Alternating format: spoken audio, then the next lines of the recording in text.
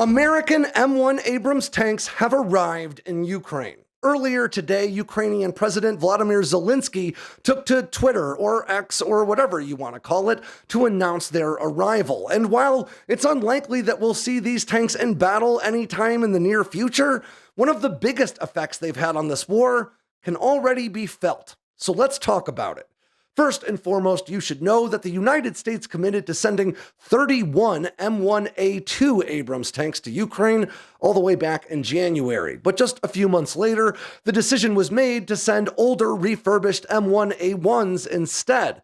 And that was all about getting them there sooner. It would have taken at least a year to build 31 M1A2s versus 6 to 9 months to refurbish older ones.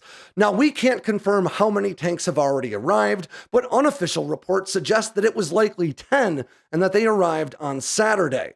Now, these tanks are almost certainly being hidden right now because the last thing Ukraine wants is Russian long-range cruise or ballistic missile strikes to take them out before they can even get into the fight. Because chances are it won't be until a bit later before the other 21 tanks arrive that will comprise the rest of this one Ukrainian tank battalion of M1 Abrams tanks. Now, the M1A1 may not be the latest and greatest gear in the US arsenal, but it still offers a number of significant advantages over the older Soviet tanks being operated by Ukraine, as well as over many of the old Soviet-era tanks being operated by Russia at this point in the conflict.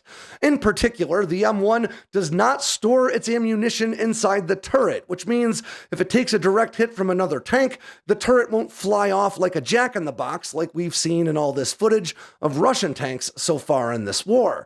It also has significantly better night vision and optics, which will give Ukrainian forces an advantage after nightfall. But the truth is, 31 tanks, even if that's enough to equip an entire battalion, isn't really enough to have a huge effect on this fight. And the real value in the United States committing these Abrams tanks to Ukraine may really be in knocking down the bulwarks that were stopping other NATO members from allowing their tanks to be shipped there. In fact, Germany was not allowing their Leopard 2 main battle tanks to be shipped to Ukraine until after America announced intentions to send the Abrams. And to date, there have been at least 71 Leopard 2s already shipped to the embattled nation, and according to Ukrainian sources, at least 5 have been destroyed. But if you ask your local Russian propagandist, they'll tell you it was at least 5,000 or so. Now, the M1 Abrams will provide a distinct advantage in tank-on-tank combat, but the truth is that's not really how this war has been playing out so far, and that is by Russian design.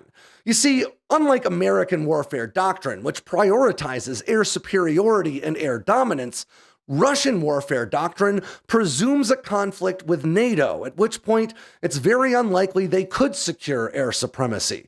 So instead, Russia prioritizes what they call fire supremacy, which is built largely on long-range artillery, cruise missile, and ballistic missile strikes, as we have seen play out throughout this conflict. In fact, Russian doctrine even uses its air power sort of as an extension of this long-range artillery instead of as a power unto itself. And that's a big part of why Russia has failed to secure the airspace over Ukraine, even now, some 19 months into this fight. Now, the Abrams, regardless of iteration, is a very capable tank, but no tank is invincible. And because so far this has very much been an artillery fight, the Abrams could absolutely be vulnerable to artillery strikes, just like any other Western or Soviet tank has been so far in this war.